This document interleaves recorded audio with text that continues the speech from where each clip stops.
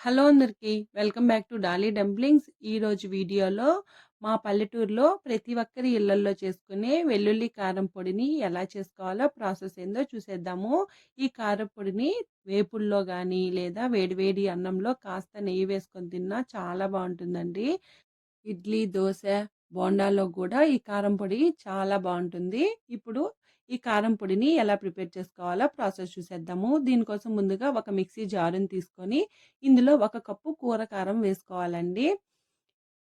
ఇప్పుడు ఇందులోనే 1.5 table spoon వరకు జీలకర్ర వేసుకోవాలి. మీకు కావాలంటే 2 టేబుల్ స్పూన్లు కూడా వేసుకోవచ్చండి. జీలకర్ర మంచి ఫ్లేవర్ని ఇస్తుంది, అలాగే టేస్ట్ కూడా బాగుంటుంది. ఇందులోనే 1 టేబుల్ స్పూను రాళ్ళుప్పు వేసుకోవాలి. మీ దగ్గర రాళ్ళుప్పు లేనట్లయితేను సాల్ట్ను కూడా వేసుకోవచ్చండి. ఇప్పుడు మూత పెట్టుకొని ఈ జీలకర్ర ఈ కారం పొడిలో కలిసేలాగా మెత్తగా మిక్సీ పట్టుకోవాలండి.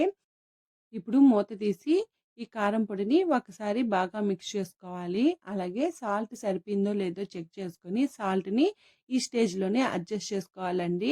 నేను వేసిన కారం నేను తీసుకున్న సాల్ట్ సరిపోయిందండి కరెక్ట్గా. ఇలా కలుపుకున్న తర్వాత ఇప్పుడు ఇందులో మీరు ఏ కప్పుతో అయితే కారం తీసుకుంటారో ఆ కప్పుతో అరకప్పు వెల్లుల్లి రెబ్బల్ని వేసుకోవాలి.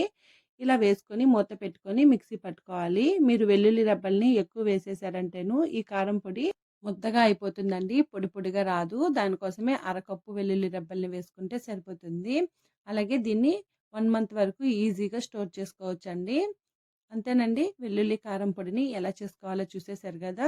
మరిన్ని వీడియోస్ కోసం మన ఛానల్ని సబ్స్క్రైబ్ చేసుకొని ఈ రెసిపీని మీరు ట్రై చేసి మీకు ఎలా కుదిరిందో కామెంట్ చేసేయండి. Thank you for watching.